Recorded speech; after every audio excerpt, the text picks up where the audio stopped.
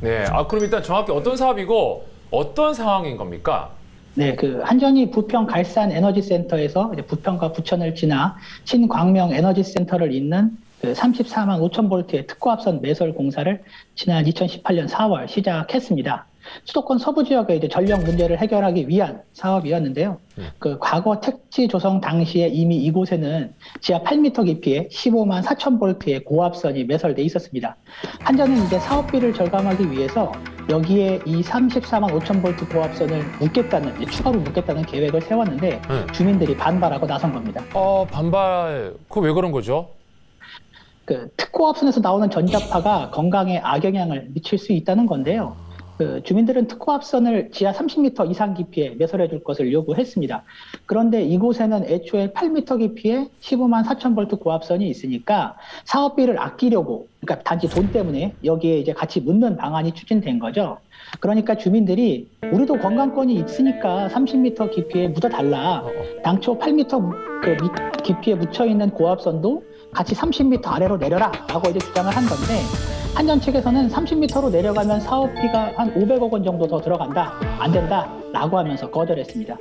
또 돈 얘기인 것 같은데 8m에 묻는 거하고 30m에 묻는 거 그렇게 차이가 좀 심합니까, 교수님? 기존에 송전선에 인접한 부평구의 삼산 아파트 단지에서 측정한 전자파 수치를 이제 국립환경과학원에 보내봅니다. 그래서 거기서 의뢰해가지고서 측정해 보니까 야, 이거 심각한 수준이다 이렇게 나온 거죠. 근데 한전에서는 그거 그래도 국내 기준에 미치는 건 아니니까 거기서 이제 서로 입장 차이를 좁지 못했던 겁니다. 그러면 또 이재필 기자님, 또 다른 쟁점은 또 뭐였습니까?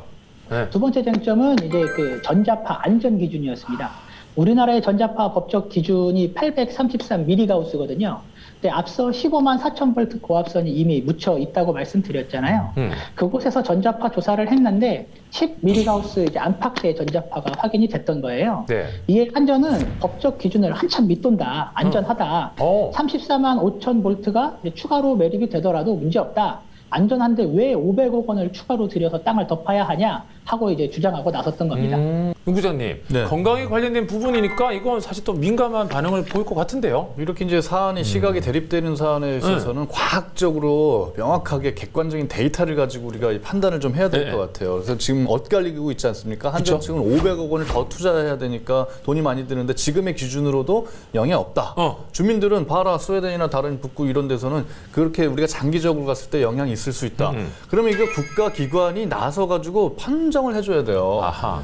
자, 국제적인 기준이 없으면은 우리가 실제로 만들든지 뭐 연구를 해든지 어떤 연구 논문을 가지고 데이터를 해야지 어떻게 돈하고 건강이나 목숨하고 바꿀 수가 있겠습니까? 그럼요. 절대 바꿀 수가 없어요. 이런 사안이 여러 가지가 있을 수 있는데 이제 매설을 했다고 쳐요. 30m. 30m가 아니고 그냥 8m에. 그럼 나중에 인체 영향을 주는 걸로 드러났다. 그럼 뭐 다시 팔 겁니까? 그러니까요. 그때 가서는 이미 소유구 외양카 고치기가 되는 셈이기 때문에 이게 시간이 조금 걸리더라도 명확하게 한 다음에 안심을 할 수 있는 단계에서 파서 8m든 30m든 묻어야 된다라는 게 제 생각입니다. 듣고 보니까 이제 막 좀 정리가 되어가고 있는데 한전이 결국 공사까지 중단했다고 했는데 지금은 어떻게 해결이 됐습니까? 좀 과정을 살펴보면 이제 주민들은 가족들과 함께 밤이면 공원에서 촛불 집회를 열었고요. 낮이면 인천시청은 물론 이제 한전까지 찾아가서 특고합선 반대를 외쳤습니다.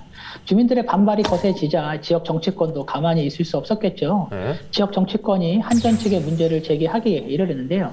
서른 국회의원은 이제 한전을 대상으로 한 국정감사에서 문제 해결을 요구하며 한전을 이제 압박하기에 이르렀는데요. 결국 문제 해결을 위한 협의체가 구성이 되는데요.